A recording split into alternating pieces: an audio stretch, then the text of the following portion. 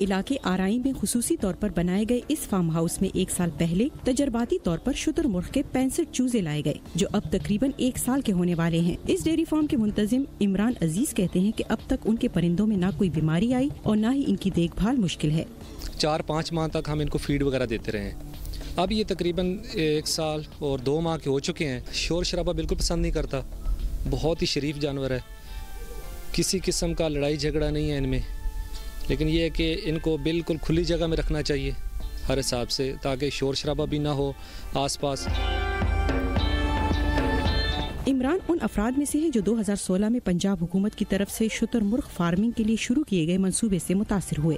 पंजाब हुकूमत सूबे में 155 रजिस्टर्ड फार्म्स के तकरीबन 6000 परिंदों को सब्सिडी दे रही है। फार्म रजिस्टर होने पर चूजों की तादाद के लिहाज से 2000 रुपए फी कस, 6 माह बाद 3000 रुपए फी कस, जबकि 1 साल मुकम्मल होने पर 5000 रुपए फी चूजे के हिसाब से अदायगी की जाती है। ऑस्ट्रिच फार्मिंग को इसलिए प्रमोट किया जा रहा है क्योंकि प्रोटीन की डेफिशिएंसी को पूरे करने के लिए, गोश्त की किल्लत को पूरा करने के लिए ऑस्ट्रिच एक बेस्ट सोर्स है। वो डाइजेस्टिबल है, आप जितना गोश्त खाएंगे आपको कोई तेज़ाबियत नहीं होगी।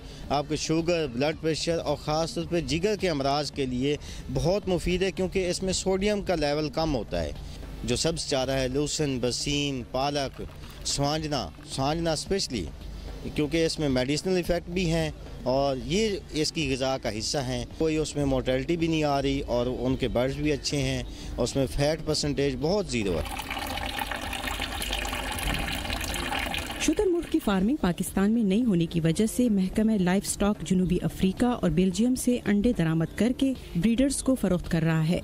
इसका गोश्त इसलिए महंगा है क्योंकि चूज़ा अभी आ रहा है इम्पोर्टेड। 10 से 15 हज़ार रुपये का चूज़ा मार्केट में मिल रहा है, जो कि 1 हफ्ते का है।